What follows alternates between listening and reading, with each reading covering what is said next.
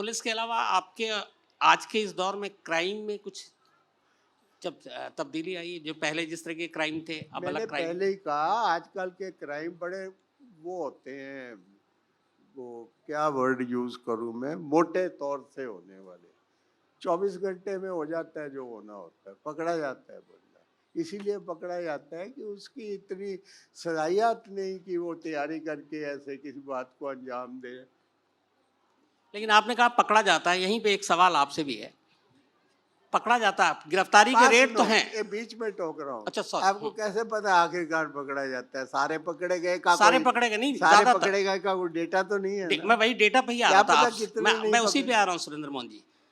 ज्यादातर केस में पुलिस ये कहती है हमने पकड़ लिया, हाँ, ठीक है, ऐलान भी कर देती है, लेकिन जब मामला कोर्ट पे जाता है, जैसे सिर्फ मैं रेप का केस उठाता हूँ, रेप के जो अभी हमारे यहाँ कन्विक्शन रेट है इंडिया में, वो हर 4 में से 3 छूट जाता है अदालत से, सिर्फ एक, मतलब 100 में 75 बरी हो जाते हैं।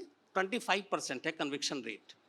तो गिरफ्तारी और गिरफ्तारी के बाद वही जो बात फिर आ जाती है कि सारे सबूत इकट्ठा करना, कोर्ट में एक मजबूत केस खड़ा करना। वहाँ सिर्फ दिल्ली नहीं, पूरे देश की पुलिस का यही रिकॉर्ड है कि हम कन्विक्शन नहीं करवा पाते। ये जनाब, कहाँ पे कमी रहती है? कोर्ट की अपनी लिमिटेशंस है। कोर्ट मजबूर है, उसको पता होता है ये मेरे सामने मुजरिम खड़ा है, जी मैं उसे सजा नहीं दे सकता। वो मट्टू वाली केस में, प्रियादर्शनी मट्टू हाँ, वाले केस में बिल्कुल यही हुआ था। यही हुआ।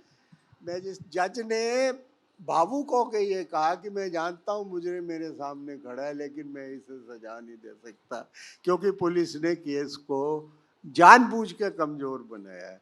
जानबूझ कर वो ये चाहते थे कि ये इसके खिलाफ कोई मजबूत डिफेंस के काबिल केस कराना हो, ताकि ये बेनिफिट ऑफ डाउट से छूट जाए।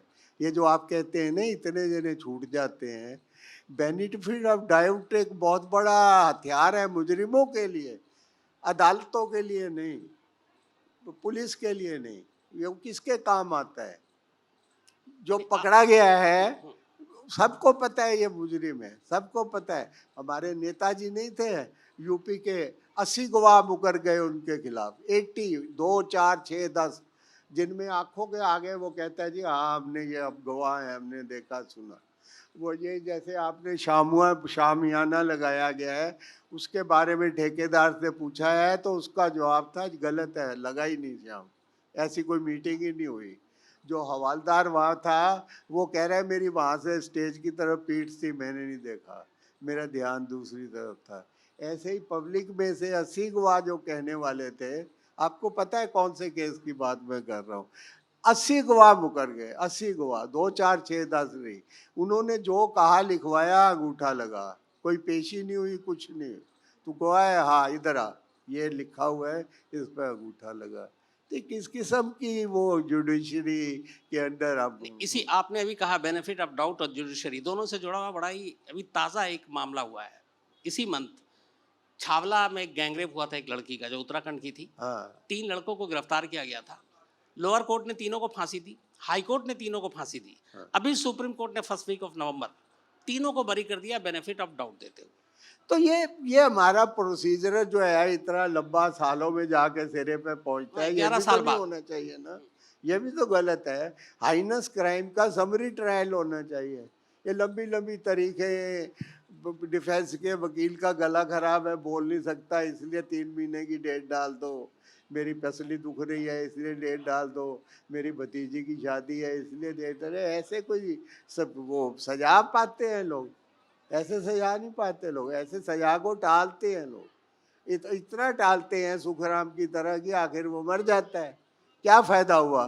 कानून ने तो अपना काम कर दिया, पुलिस ने भी अपना काम कर दिया, नतीजा तो कोई सामने नहीं आया ना, नतीजा तो कोई सामने नहीं। Man who is perpetrator of the crime is scot free, सबको पता है कि ये मुजरिम है, लेकिन अब वो कोर्ट का प्रोसीजरल सिलसिला है, वो चलेगा, तरीके पड़ेगी, आगे वो अपील करेगा, अपील के बाद दूसरी अपील करेगा, तब तक मर जाएगा, केस खत्म हो जाएगा।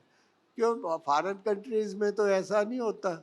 हाइनस क्राइम के समरी ट्रायल्स होते हैं, समरी ट्रायल्स होते हैं। यहाँ हमारे यहाँ रिवाज ही नहीं है समरी ट्रायल का। हमने सिस्टम बनाया ही ऐसे है जी कि वो हमारे हक में काम ना करे, वो गुनाहगार के हक में काम करे।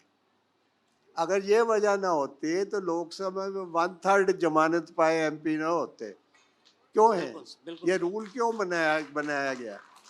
इसीलिए बनाया गया कि दूसरे को बेनिफिट करे, इसलिए नहीं बनाया कि नेक शहरी को बेनिफिट करे। नेक शहरी ने तो जूता ही खाना है, चाहे नेता से खाए चाहे किसी से खाए।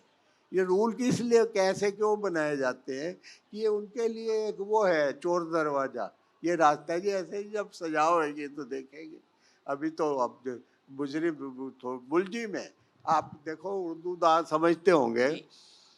आप में से शायद कोई जब ना समझते हो कि मुजरिम और मुलजिम में क्या फर्क होता है। हाँ, आप तो समझोगे ही, आप तो थानेदार हो। मुलजिम वो होता है जिसका सबूत, जिस पर अभी जिस पर गुनाह इल्जाम साबित नहीं हुआ, जिस पर अभी इल्जाम लगा, इल्जाम लगा है। जी, अब मुजरिम वो है जो जिस पे जुर्म साबित जो हो जाए। हो गया जी, कारोबार उसका। तो हमारे यहाँ तो जितने रसूख वाले लोग हैं वो सब मुलजिम है, मुलजिम जमानत है। से छूटे हुए हैं।